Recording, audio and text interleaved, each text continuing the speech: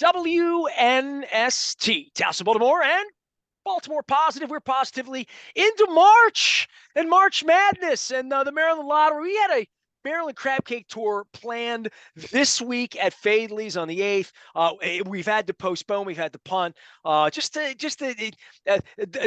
old disabled list, unable to perform. Not me this time.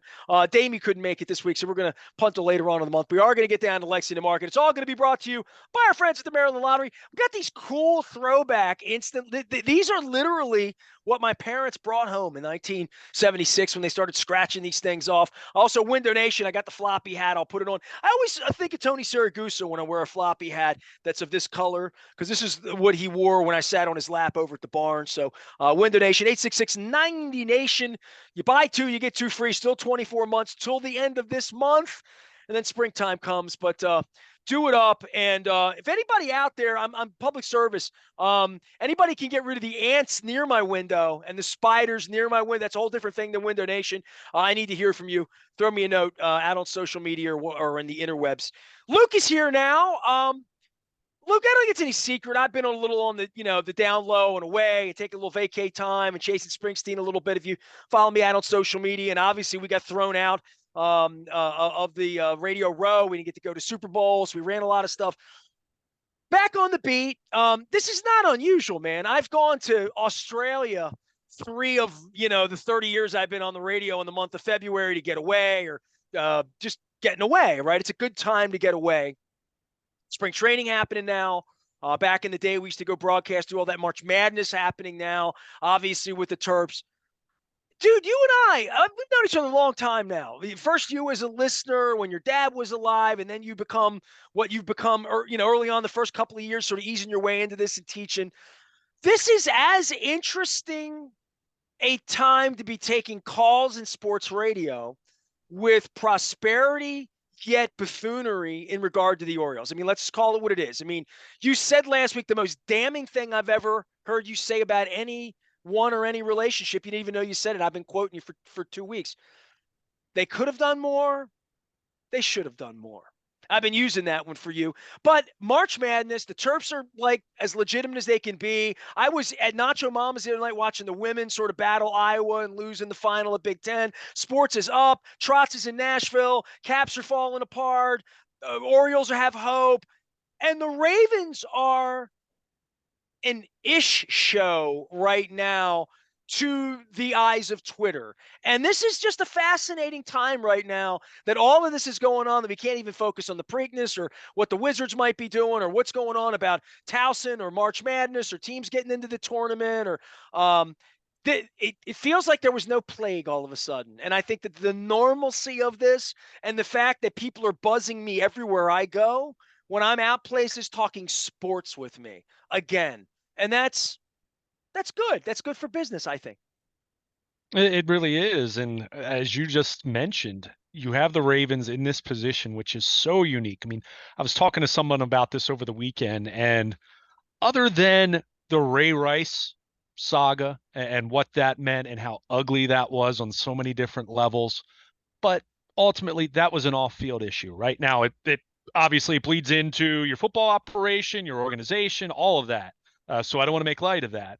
But from strictly just speaking from a football standpoint, and obviously this is business. It begins with Lamar Jackson, your franchise quarterback, and your franchise tag this week, and what's going to happen, and trades, and all the different scenarios that everyone's talked about. I mean, that was enough drama, right?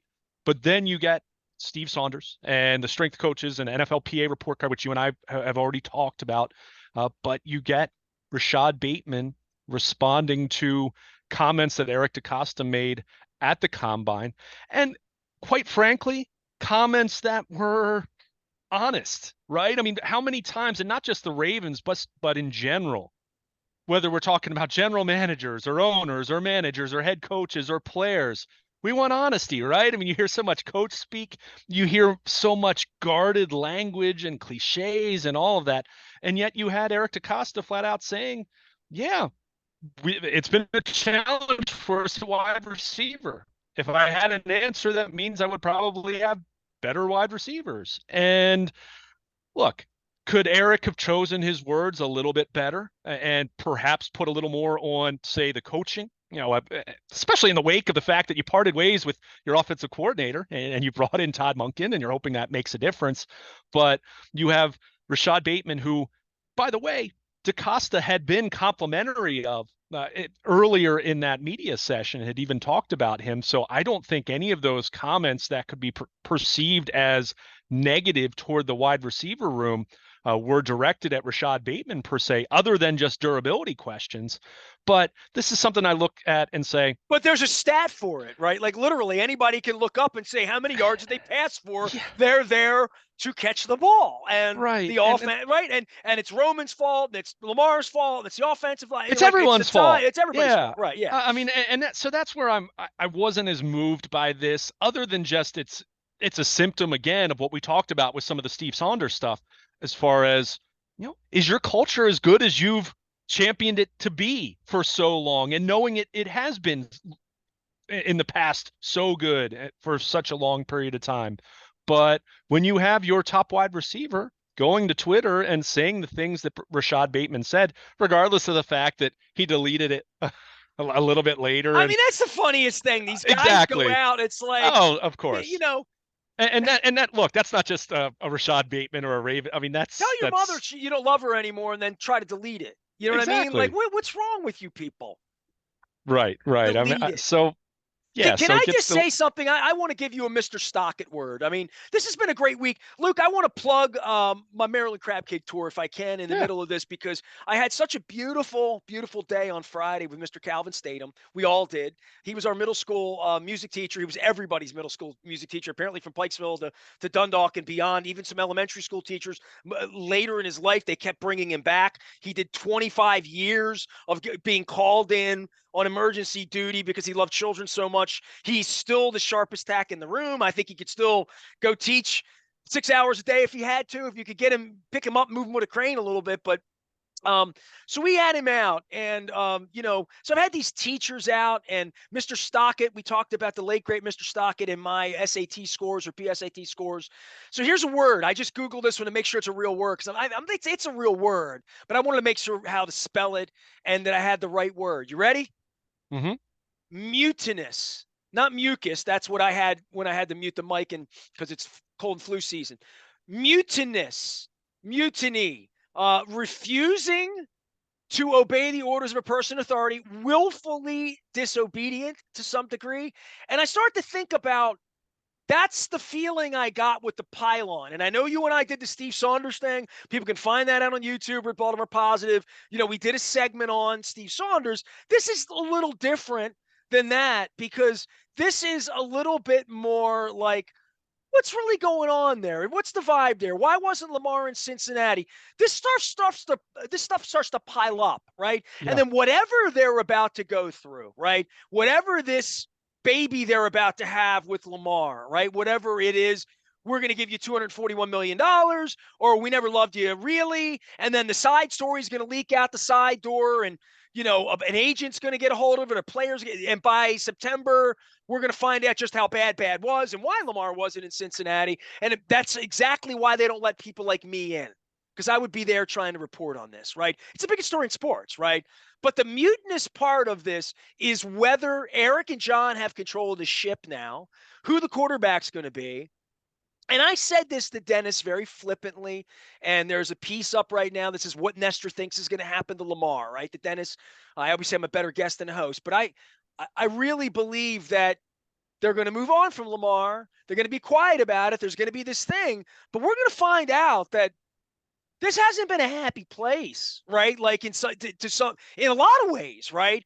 And that's why they don't want guys like me in there.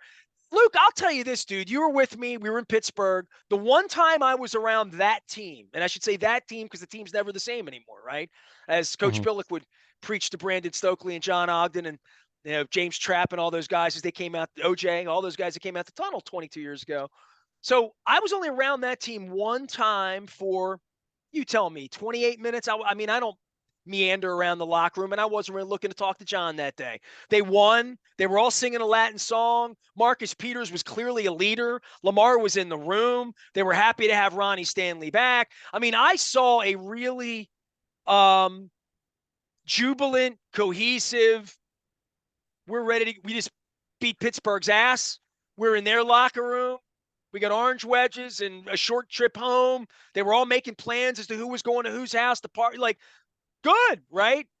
That's what I saw, right? And I was a 28-minute reporter, thanks to Mike Tomlin. But that's the only access I had to see or hear anything. Where I'm a guy where Elvis Gerback would pull me up in a locker room and say, this, that things could be, like I sort of knew things, right? 20 years ago. Mm-hmm. Everybody's trying to know things, right? You're in the locker room for the 5 minutes they let you in there. But this is where the truth starts to come out. The truth serum starts to come out a little bit. And when the sycophants are piling on to some degree, when the national media is coming in, and when you're about to undergo a sea change because I think in their mind they went to Jupiter and they're done with Lamar. That's what I'm reading. Now, if you send me a text and tell me that they've gotten kumbaya with Lamar, that would shock the hell out of me. Every day that this goes on, it would shock the hell out of me more, right? Because I just don't think they're thinking that way. But I'm not in contact with them the way I was for, 26 and a half years to have any vibe on it. I'm totally just a fan reading tea leaves at this point. But all of this information, mutinous, I'll go back to that word, Mr. Stockett, thank you, I love you, and everyone should go listen to Mr. Statham as well. He's just a beautiful man. He has a wonderful, incredible life story that I didn't know. But mutinous, what do you think of that after my soliloquy on all of that?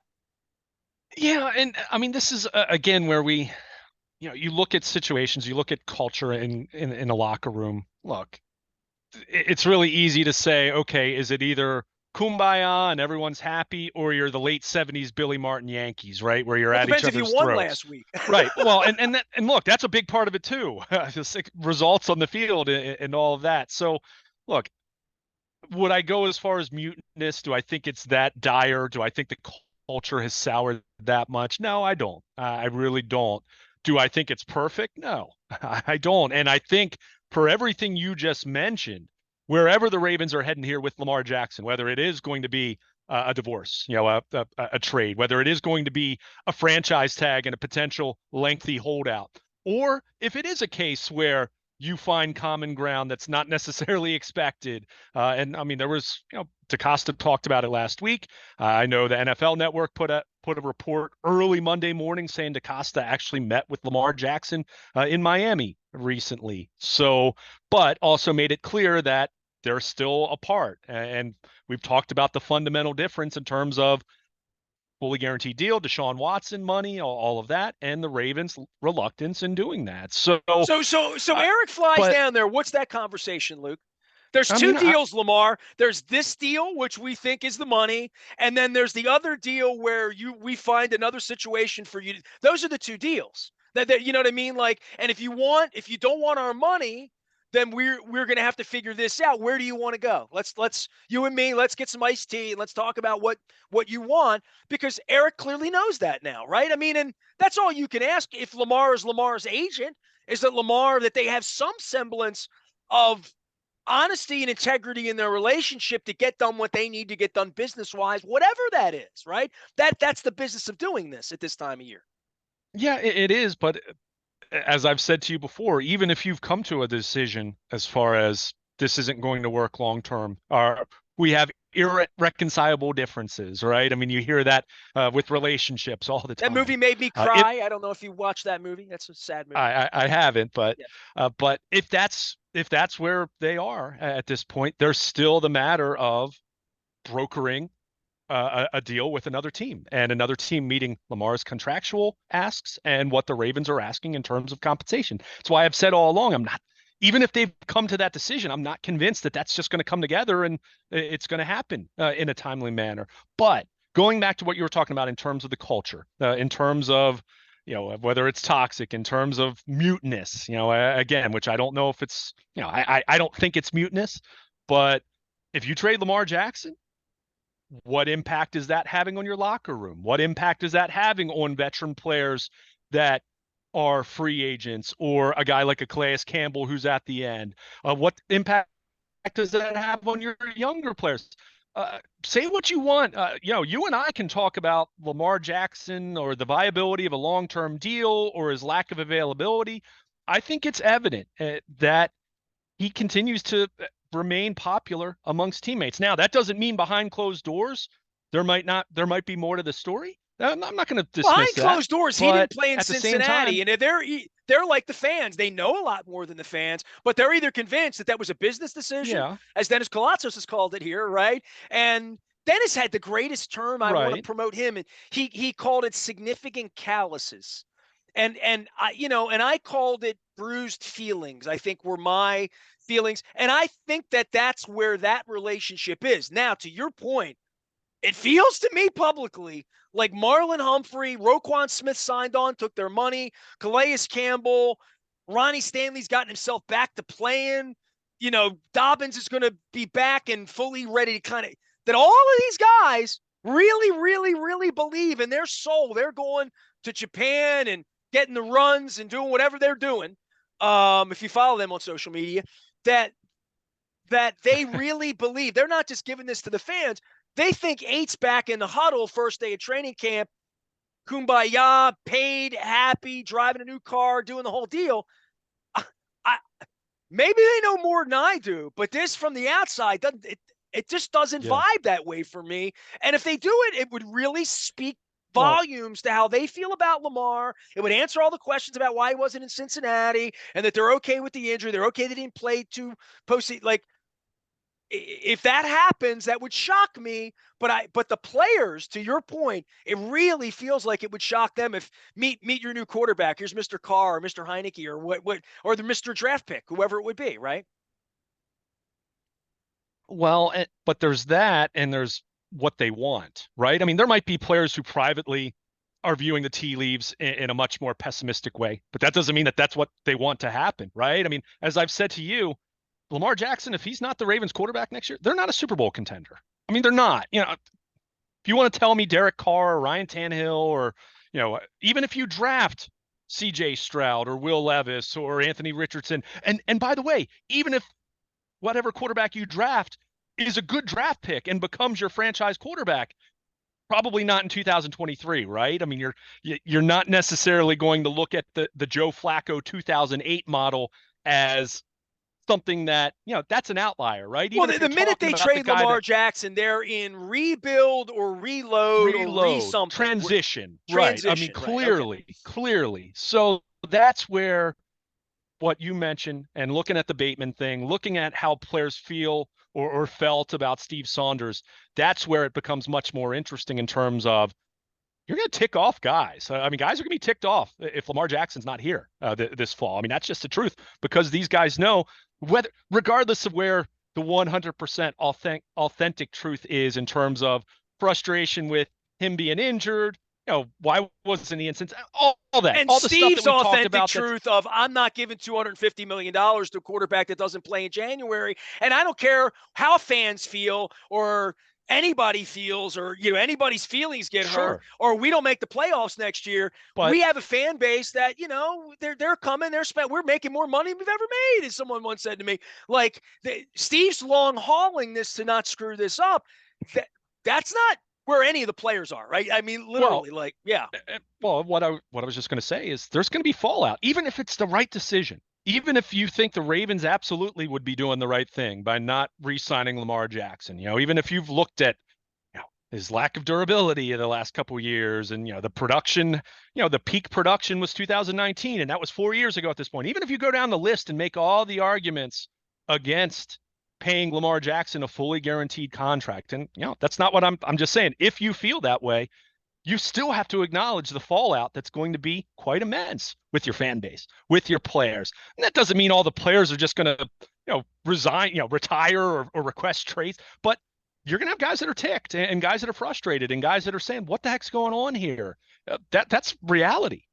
This isn't a 30-something Ed Reed moving on in the twilight of his career where, yeah, some guys in the defensive backs room were disappointed, but that's business, right? You're talking about someone who was at the end, right? We've talked about this, how the Ravens have never been in this position with this kind of a premium talent where it's your quarterback. I mean, this isn't C.J. Mosley going to sign with the Jets. This isn't a Dallas Thomas leaving to sign with the Patriots. This is your franchise quarterback. This is the only guy in team history that's been MVP of the league. So you can't take that lightly, even if you have the conviction to make a decision to say we're going to move forward without him. Now, you don't the fallout from players and fallout from fans and fallout from media and perception, you don't let that drive your decision, but you have to at least acknowledge that's going to be part of your reality if that's how it plays out. So that's where it is interesting to hear Rashod Bateman's comments, albeit deleted then, but they're there, right? I mean, they're a screen grab. You can check it out at baltimorepositive.com. That's where all the players commenting on Steve Saunders. Yeah, he's gone, but is the remaining strength coaches, are they going to be respected? Is it going to be a smooth transition? Are they going to be accepted? So, all of this that you look at in isolation, whether you're talking about a single player's comment like Bateman or like any of the players who talked about Steve Saunders, whether you're talking about a Calais Campbell or Marlon Humphrey talking about get a deal done with Lamar, sign him today, which you expect to hear that, He's a darn good quarterback. He's an amazing talent. No one can deny that. But at the same time, there's a bit of reality to the business side of this.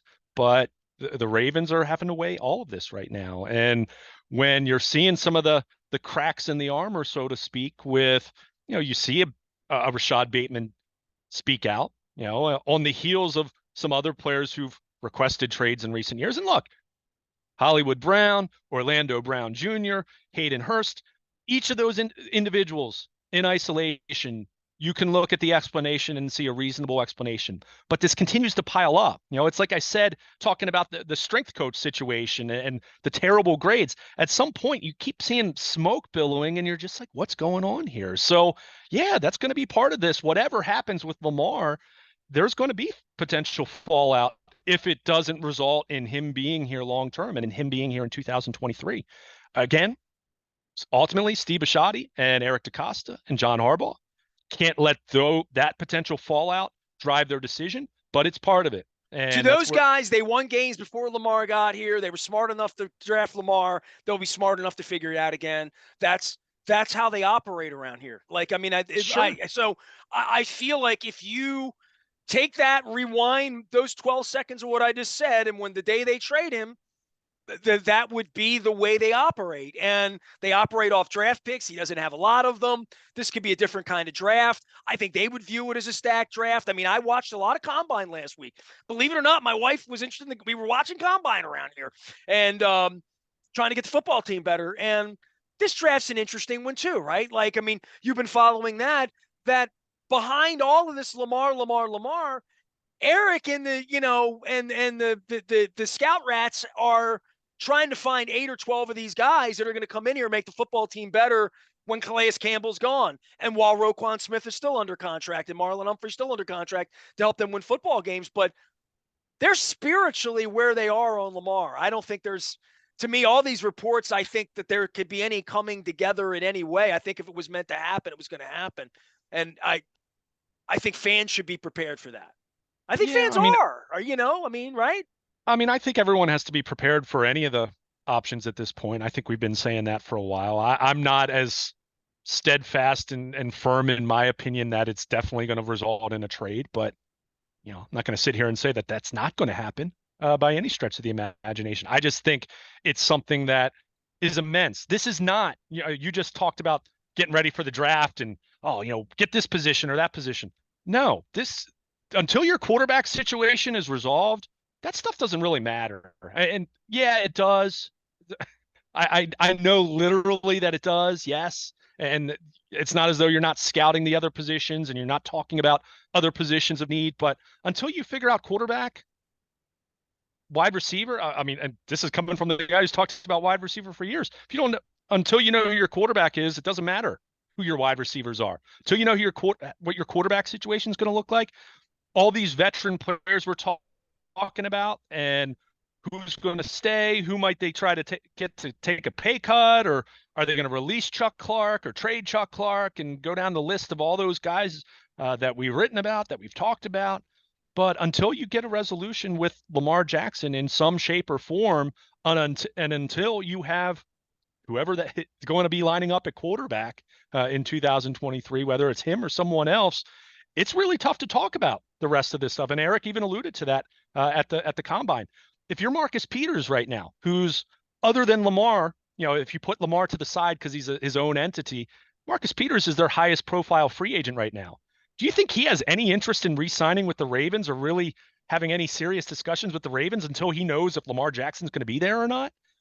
Calais Campbell did some NFL Network work at the combine, and yeah, he's under contract. And yeah, I'm sure the Ravens are, if they haven't already, will be approaching him in terms of what are we doing about your cap number? We'd like to keep you around, but the first thing he's going to ask is, okay, what are we doing with Lamar Jackson? Because if he's not going to be the quarterback, why am I going to come back for my 16th NFL season and play in Baltimore with whoever the quarterback is if it's not Lamar? So everything is kind of in this holding pattern is my point. So it really does make it difficult. But at the same time, and I've said this to you, I've said this to Dennis, I've written this, and I truly feel this way. Just because you want a resolution doesn't mean you should rush into one either, because that's how important this is. Whether you're buying in on Lamar Jackson long-term being here or whether you think it is going to be a trade, you better get that right one way or the other, because you don't want to just make a move for the sake of it just to be able to wash your hands of the situation, because is that going to maximize the value of what is an extraordinary talent? Is that if there's a chance to get something done, if there is still a chance to do that, you're going to walk away from that and just say, oh, well, we'll start over at quarterback. And Eric, he mentioned this at the combine, and it is true. It's not a good place to be when you don't have a quarterback. I mean, I don't care how good the rest of your roster is. That is not a good place to be as it pertains to fancying yourself as being a team that, one, wants to make the playoffs, and two, actually do something when you get there. So, this is complicated, and there's a lot of potential fallout involved here. And that includes veterans on this roster and potential free agents and everything else you're going to do. And oh yeah, the salary cap. So there's a lot to it. And when that's why when you see Rashod Bateman speak out the way he did, and you see players unhappy with the strength coach situation and everything that happened there, it's where you just wonder where, you trade Lamar Jackson, or you have a situation where he's tagged and he's not there for the spring and the summer, and who knows what's going to happen. Are you going to have, what's your locker room going to be like? What are those meeting rooms going to be like? And if you're talking already about things being potentially mutinous, how much worse could it get if Lamar Jackson ultimately isn't here moving forward? So put it this way, it's not a situation I envy them being in whatsoever at this point in time, because it's not easy. It's not easy trying to decide what you're going to do here, and also pondering all the fallout involved if you get a resolution that's not not satisfying to so many people involved in the organization.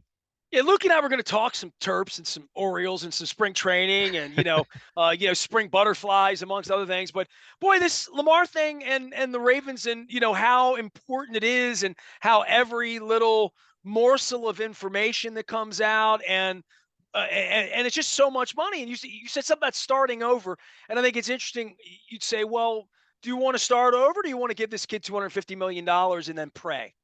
And Yeah, that's where, it's not free to keep him, and it's got value. sure. It's got value to you in the future, that if you don't want to pay him, and there's no indication that they do, and no indication that they have, that this would be the way they're going to go. And I don't see it as fatal. I mean, I see this the way probably you see it as, hey, there's two schools of thought here. And if somebody's willing to overpay you for an asset you have that you've undervalued or overvalued. Look, man, Chargers gave away Drew Brees, right? I mean, right? We're all, Manny Machado just got all this money from the Padres. You mentioned players here saying, are we better or worse? I mean, go ask the Orioles players when Machado left whether they thought it was going to get better or worse, right?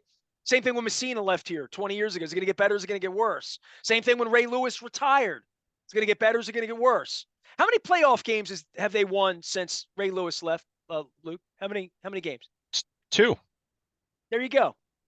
Things 2. change. Things change when leadership changes, right? Like, really. Right. And the one thing I'll say, and I agree with you, it's not a death sentence, but and this is true of whatever outcome, whatever your resolution is, there's risk involved, and there's some substantial risk, and there's no question about it, because you can get all those draft picks, you don't find your next quarterback, and you're in quarterback purgatory, as some teams have been for decades, quite frankly. You're not winning anything. You're not the Baltimore Ravens anymore. You're the, oh yeah, Baltimore's in that division. Yeah, so you have to tread carefully. Well, that's where you get you cocky and think proceed we're going to here. go get the next Flacco, the next Lamar, the next Mahomes, because they've done it twice. And They're they 2 might. for 2. And they might. Yeah. But yeah, they're 2 for their last 2, but they're 2 for 3. You know, if you go back to Kyle Bowler, you go. So again, well, don't ask me to role play their cockiness, because you spend time around Sure. them and I don't anymore. It's like, I mean, they smell themselves, and they smell their success in Lamar and in their vision and in their plan, and whatever their plan is, whether it's signing Lamar for $250 million and getting it done and bringing him back and saying we're going to go win 3 championships in the next 5 years because he's the guy to beat Mahomes and we believe that. Okay, I'll believe that when I see it too. They have the checkbook, right? Yeah, they do. But as we said, and this is why this is not easy. There's risk involved no matter how you proceed. There's no question about it, because we can talk about the playoffs, and look, Lamar Jackson has only been here the last 5 years. So like, there were post Super Bowl 47, they had 1 playoff win with Joe Flacco, who had won a Super Bowl. So 1, it speaks to how difficult it is. 2, it speaks that nothing's guaranteed, right? So you look at that and you have to proceed carefully, and there's risk involved, and you identify a franchise quarterback wherever you think he ranks in the pecking order. They have, even if it's not in the playoffs, they won a lot of football games with Lamar Jackson starting at quarterback for them. So that's where you look at this and say, however you proceed, you're taking some very significant risks. So good luck making the decision. Like I said, it's not a position I would want to be in, because it is quite a difficult one, which is why we've seen this 2+ year saga, and wondering if we're winding down to a resolution, or is it going to be settling in for a hurry up and wait some more, which would be a very interesting off season in that regard. Well, at least the Terps are going to play 40 minutes this week and maybe 40 minutes next week. And the Orioles are going to put them on TV once or twice more before the month's over. And the month's going to end with them starting a baseball season. So there's plenty going on around here for everybody to keep us honest and keep us interested, and local colleges and lacrosse season, of course, for all the lacrosse folks out there. Bruce Posner does things around here on Monday morning. He's actually going to do Tuesday next week because of March Madness. He wanted some time to take a look at the brackets and talk things through. He's a big college basketball guy. And, of course, Dennis is always here on Thursday from 3 until 5, and again on Sunday. All brought to you by Coons Ford of Security Boulevard. We have moved our Fade Lee's Crab Cake Tour this week. Just had a little complication down there at Lexington Market. We're going to move it to later on in the month. I'm going to have some more Maryland Crab Cake Tour dates for you. It's all brought to you by the Maryland Lottery. They gave me this giant gold 50-year. This isn't a real ticket. This is a real ticket. You can get this one at our next Maryland Crab Cake Tour.